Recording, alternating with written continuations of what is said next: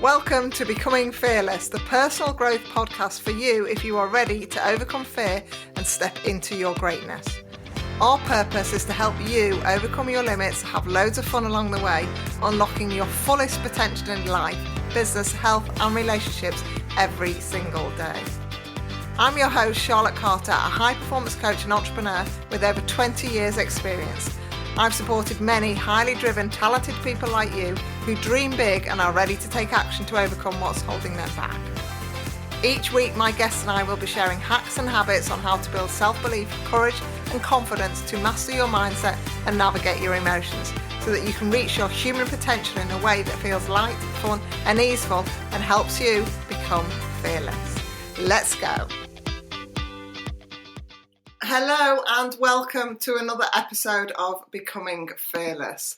I am bringing this episode to you as a guest episode with the wonderful Debbie, who I think I met a fair few years ago now, and we have remained in touch, remained great friends. And I wanted to invite Debbie on to talk about becoming fearless in a very different way, but also to share how she impacts the world with the work that she does. So, Debbie, do you want to introduce yourself and just let people know a little bit about who you are and what you do?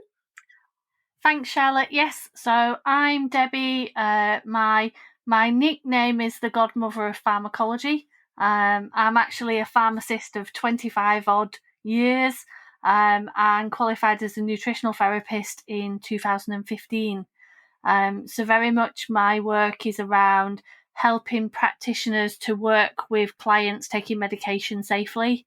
And I have quite a mission around patients taking proton pump inhibitors for heartburn inappropriately and helping them to come off it, because it's quite a problem with long-term use and stopping. So that's my sort of legacy piece, if you like. But let's go straight in. Let's talk about why that is your legacy piece, because you have a wealth of experience, like you say, in the pharmacology world, but there's also a personal part of the legacy piece, isn't there, as to why you do a part of what you do?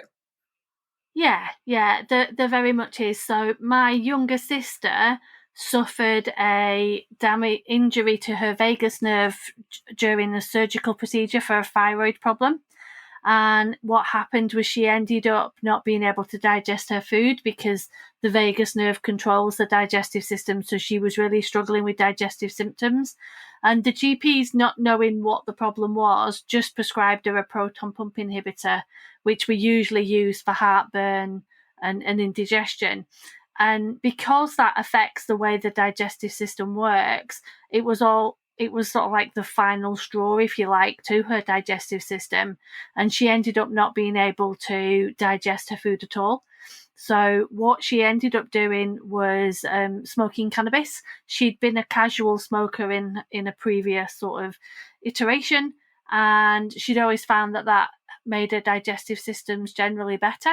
So following this, she tried that, and she found that if she smoked a cannabis cigarette before eating food, she wouldn't vomit it back, which is what she did on a regular basis. And after having done this for a number of years, she actually suffered a brain hemorrhage. And cannabis smokers are statistically less likely to survive a brain hemorrhage issue, and she died instantly. And it's 12 years this month actually since that happened. And at the time, I hadn't realised what damage the proton pump inhibitor was doing to her digestion. And it was only after she died that I became more aware of the difficulties with digestion when you take a PPI. And that sort of took me on a journey of learning sort of nutrition to make more of a difference to patients taking medication and realising the underlying damage they might be doing. And since qualifying, I've sort of dedicated a lot of my time to helping people understand why they're not necessarily the answer in all cases, and how to overcome the difficulty that you have coming off them. Because there's a phenomena called rebound heartburn, which is where your symptoms are much worse than they were before you started. and a lot of people see that as a signal to stay on the medication. So it's almost like the OxyContin of the digestion world, that once you're on it, it's really hard to come off it. And Yeah, that's where I come in, so that people don't end up in the situation that Angela did. there is. Thank you for sharing that very personal story. And it was, obviously a devastating time for you and your family, but it also prompted you at that time to do the nutritional training that you did, because I don't think you had it at that stage, did you? It was all about the pharmacy No, side of your business. So it kind of prompted that side of what you offer now, and you going onto that path, wasn't it, as to how they both work together to be able to help people in the way that you do now. yeah, absolutely. It was once I'd realised, I was just doing a random weekend course, and once I'd realised how much damage they were doing to the nutritional status of the body, that led me to think more about what other drugs were doing. And as they say, the rest is history. I sort of, went off down on this path, and here I am, larger than life, sort of, working in all aspects of looking at how medication interferes with the body and how we can support that better. And it is, I mean, you are such a knowledgeable person in this area. I don't know anyone else that has this kind of skill set. Do you? Are there other people around the world that do this There, kind of thing? there, yeah, I mean there are more and more pharmacists studying nutritional therapy and starting to make those connections. I think I think where I have a slightly different sort of skill set is I've got a bit of a photographic memory. So I have More I than have a just a wealth. bit. I almost have one of those brains that just remembers everything it hears. So it comes quite easily to me to think, yeah, that's okay, that's doing this, that's doing the other, and I'm quite good diagnostically.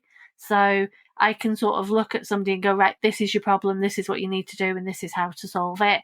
So I do have quite a unique analytical brain, which helps with that whole side of things. Let's talk about that. Let's talk about you becoming fearless to be able to own that bit, because that is like a superpower you have, isn't it? For certain. And it's something that's allowed you to build your memberships and why your students stay in your world, because they're like, Debbie is the oracle of information and she can help me in a moment. But there was some fear to be able to claim all of that, wasn't there, and get yourself on the path that you're on now. Oh yeah, I mean, there's been lots of fear. There's that whole imposter syndrome, and I remember when I decided I was going to start my membership, I was like, all right, okay, if I'm going to be giving people advice, and at the time it wasn't the animal that it is now. I was sort of quite sort of narrow in what I was going to provide, but I was even sort of like, oh, well, maybe I haven't got enough information, so I'm just going to book on this course and I'm going to book on that course so that I've got all of this knowledge. And one of the courses was about £2,000. Never even opened it. It's like there was just no sort of time to do it. But that was all that fear of, what if somebody asks me a question I can't answer? And will they think, what am I paying this person for? And I do still chuckle that actually I still sat there and I haven't opened it, and I probably never will open it, and that's fine. But that's that whole never feeling that you're good enough. Um, Yeah. and then I think the bigger one for me was actually being visible. Um, not liking looking at myself in photos, not liking looking at myself on the screen. I had lessons in how to do makeup for TV so that I could sort of help with that whole confidence side of things. And I think that lasted a whole fortnight because I'm very, very low maintenance. And it's like, do you know what? I can't be getting up an hour early every day just to be putting on my war paint. And my members were like, Deb, we're not looking at your face. We're here for your brain. And it's like, okay.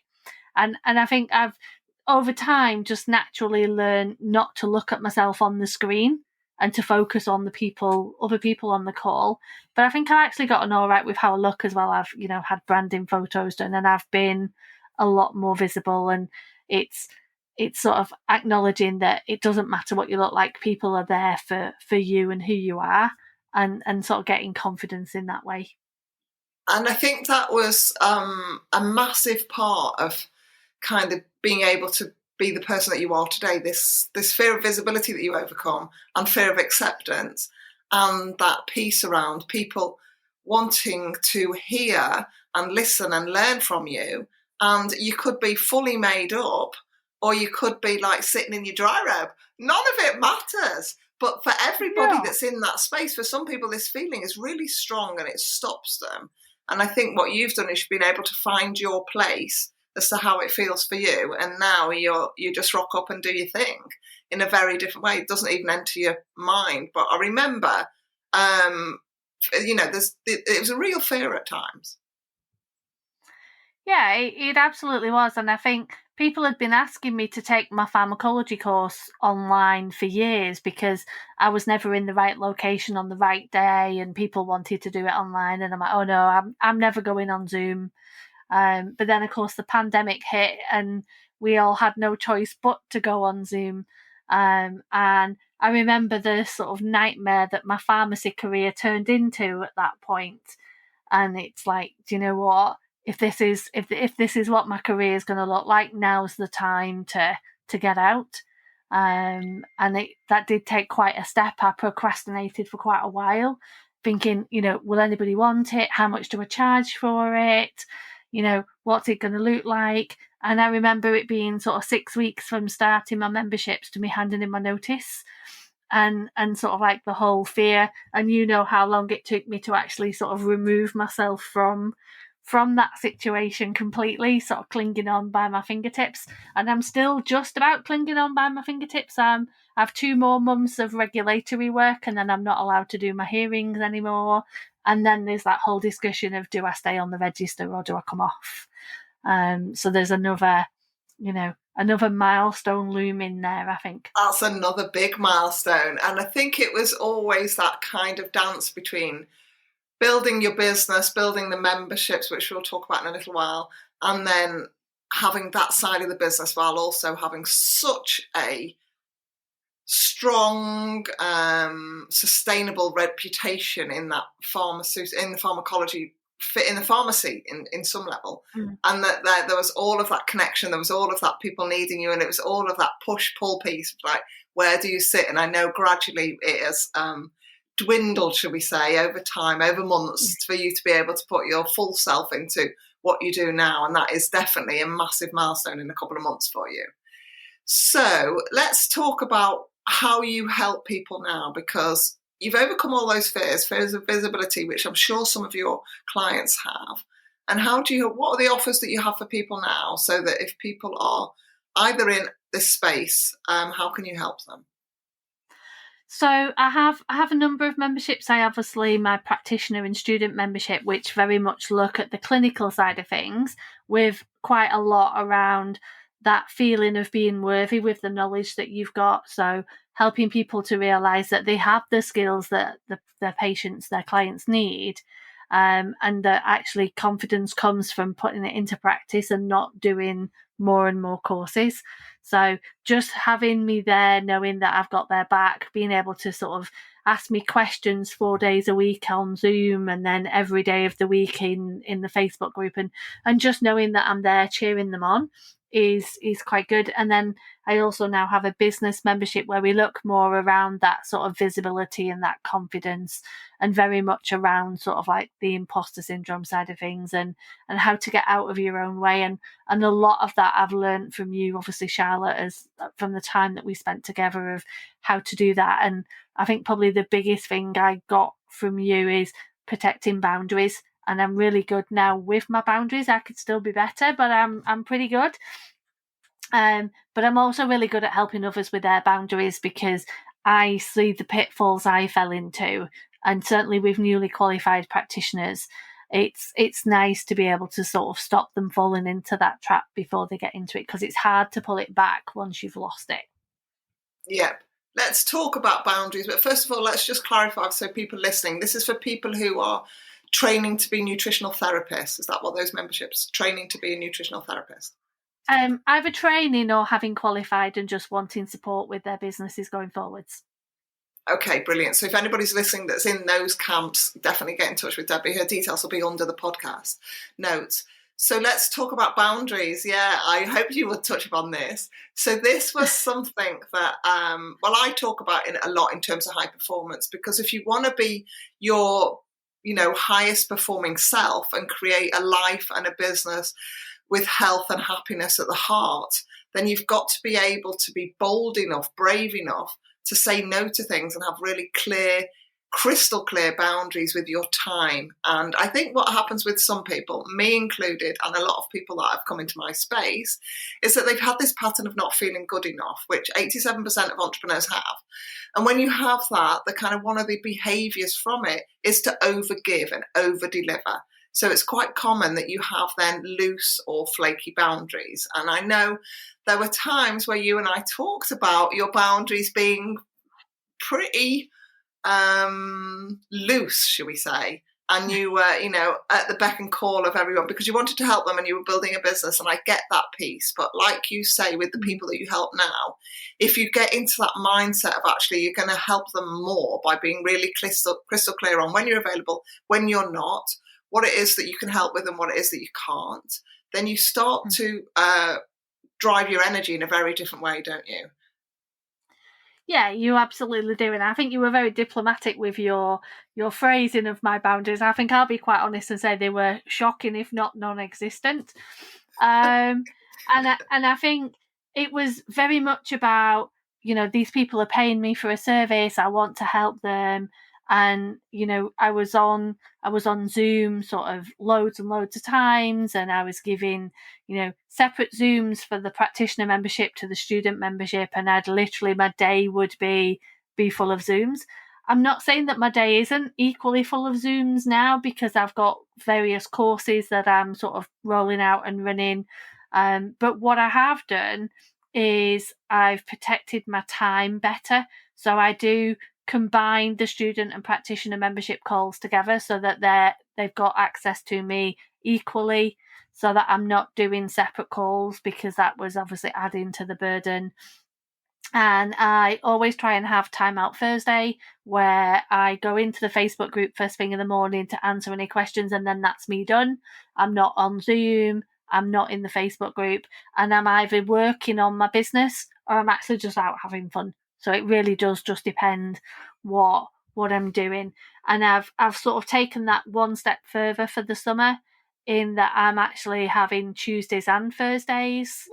So that, again, I knew you'd like that. So that's quite nice, and that's worked out quite nicely because my mum's 80 this year, and my niece is 14. And we're going on a chocolate making workshop on one of the Thursdays because it's my mum's birthday that day. So she's really chuffed. Nice. Because it was finding something that she'd enjoy, that she could do sitting down. So we've booked a chocolate workshop. So that should be quite nice. I'm tempted to take some rum and make some rum truffles. They're my guilty pleasure. So we're making truffles. They are. I remember that. And let's just touch on that for a moment, because I think there's a piece that's a thread with a lot of people that I see in the high performance space, where they are, they're high achievers. They want to help a lot of people. There's this piece with boundaries, but there's also this piece with pleasure and happiness, where there's like, well, I've got to have earned it, or I've got to put the effort, I've got to have really grafted to be able to earn all of this time off, or I can't possibly just take a random afternoon off. And it's actually when you flip that, and when you realise that actually part of why you're doing it is to have the flexibility of having a business, but also you're not doing it to not live as well. That's part of the journey. And I remember your mum and your niece in particular were big parts of your why. You wanted to be able to craft a business that was able to dip in and out when you were needed, dip in and out when you chose. And that's what you've been able to do. But I remember there was like a little bit of resistance with that. But so I absolutely am celebrating Thursday's time out, and then even more of the Tuesday and Thursday. Honestly, I love that with so much, because as you and I know, tomorrow's not guaranteed. It's about creating the balance, isn't it? The balance of happiness, joy and pleasure, and spending time with those that you love, whilst creating a successful business that gives you that drive, that inner satisfaction that I think sometimes you don't get in a different way. When you've got that drive, that inner satisfaction with a business is something quite unique, isn't it? It is, and I think it's taken me a long time to get here, and it's actually sort of not having the guilt about not doing something that maybe you feel that you should be doing, and not being sort of stuck with that 9 to 5. And obviously Ian, my husband, he works with me in the business as well. And quite often I'll sort of say to him, have you done this? Have you done that? And it'll be something for him, and he'll like, no, I've not got time. And it's like, but you work for yourself, or actually you work for me, but it's still working for yourself. And it's one of those. It's fine. You don't have to start work at 8 o'clock in the morning if you want to do something that's good for your well-being. Then start work at 10. It's, you're the master of your destiny. You're not on the clock anymore. And I think for a lot of people that I'm talking to who are looking to come out of corporate and that kind of thing, this piece is a challenge, isn't it? Because it's like a societal programming that we're going to be up early, we're going to go and do whatever we're going to do. We're going to start work and we're going to burn the candle both ends, and then we're going to try and fit everything possible in, and then we're going to like have fun all weekend. Then we're going to roll it out again 9 till 5 Monday to Friday, or more likely 7 till 10 Monday to Friday. And I think this flexibility, and I have this a lot with people when they're saying, well, should I work weekends? And I'm like, well, work when you want.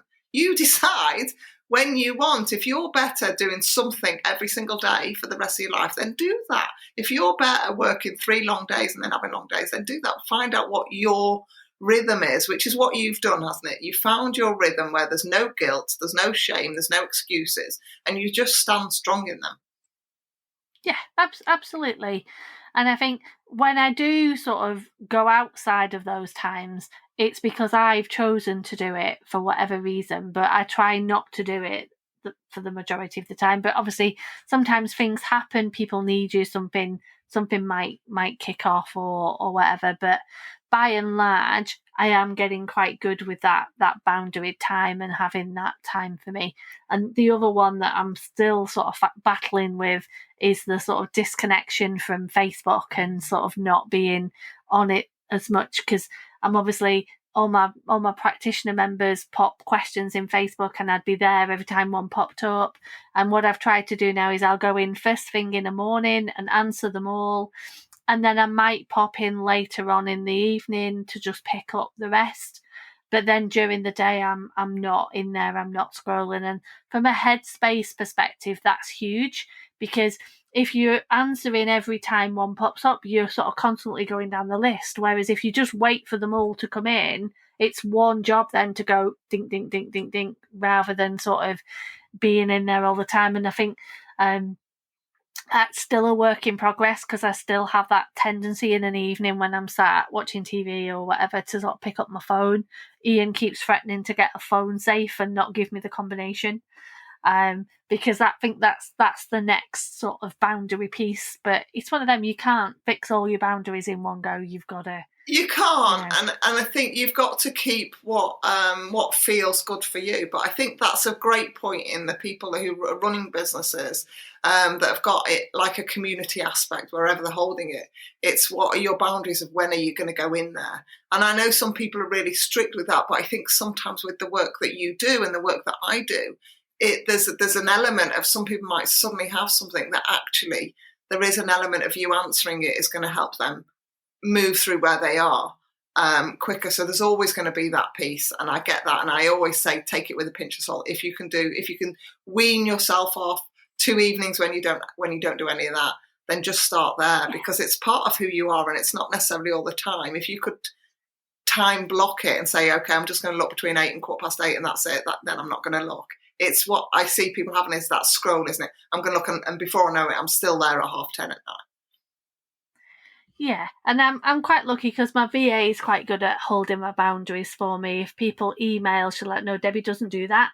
If you want an answer, this is what you need to do.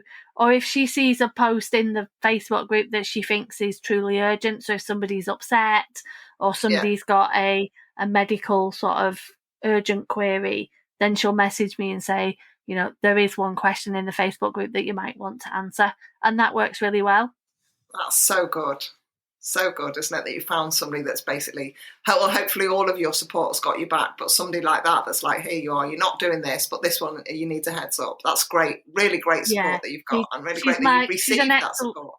yeah, she's an excellent gatekeeper. She really is. Brilliant. I love it. I'd love to meet her. I'll be able to say, these are the next pieces that they're on the journey. Try and get to not do this. That would be great. I'm so glad you've got somebody like that that's got your back, because that is so, so good.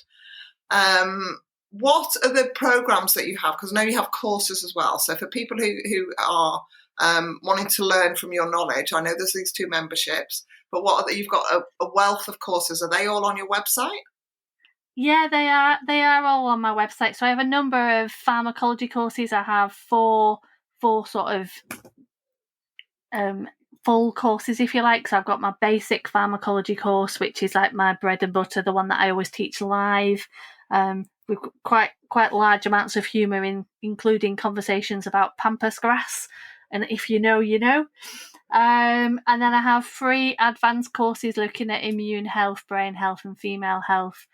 And then my sort of flagship, if you like, is my new course, which is my managing reflux course, which is more of an accreditation. So with that, I'm training practitioners in how to support patients with coming off their medication, and how to sort of manage the digestive process if they can't come off their medication. And then I have a website where all of my practitioners that complete the accreditation are listed, so that patients can come and find a practitioner knowing that they've got the skill set and the appropriate knowledge to help them with that, and work collaboratively with their doctor. So that's been a big piece for me. It started life as a rewrite of my low price PPI course, and it's become quite an animal and quite an entity. But I really like where that's going, and the impact that my practitioners are having. They're starting to talk to GPs about what they can do. They're starting to work with patients. We're seeing some amazing results, and that is really all around sort of like that legacy to Angela. So I've spoken at a couple of conferences. I've had some journal articles published, and I'm working my way up to having some more PR. So my mother-in-law wants to see me on BBC Breakfast. Gillian, my VA, wants to see me on This Morning, and my holy grail, no offence, Charlotte, but my holy grail podcast is to be on Dr. Chatterjee's podcast. I want to see you on that one. I want to hear you on that one. That's my dream, and I know that I obviously need. I'm quite famous in the nutrition world, but I'm obviously not quite there from a sort of general public perspective, and that's my goal for the next 6 months, which, considering how much I didn't want to be visible, is huge. It's massive. So there is a bit of an ongoing campaign on Dr. Chatterjee's Facebook group to get me on as a speaker. I think it's I'm number 3 on his engagement page the other week, because everybody keeps putting my name out and stuff. So I would absolutely love that. That's like the pinnacle of my year if I manage. And you will totally get that. You will totally get that, because look at what you've achieved already in the things that you wanted to do, that you were fearful, and you've done time and time and time again. And I love the fact that your legacy is now in the form of actually you're seeing and hearing and impacting your students who are talking to people who have conditions that were similar to Angela, and their ripple effect of all your education is getting out into the world. I absolutely love that, and I am so, so proud of you. Yeah, so, and when I spoke at a medical conference, and there was a doctor there who was a surgeon, but he was a gastric and neurosurgeon, and he was working with people that had the same issue that Angela has, which is called gastroparesis, where her food just wasn't moving through. And he came to me after my talk and said that it was his favourite talk of the day, and that he was never going to give those medications to people like Angela ever again. And, if that was the only thing I achieved this year, that is huge. That's massive, isn't it? I hope has he got a podcast? You need to start. You need to get talking with him. I don't think he does actually. See if there's ways to get into him, because he's like one of your biggest cheerleaders, and obviously has a huge reputation himself. Yeah, so that was space. That was the highlight of my day, actually. And so it should be a highlight of your life on some levels. One of the highlights, isn't it? When you hear somebody say, I'm going to change what I've been doing for maybe years because of the information you've shared. That's transformational. In all the people that he shows up and all the people that he helps. I want you to receive that. That's huge. So I could talk.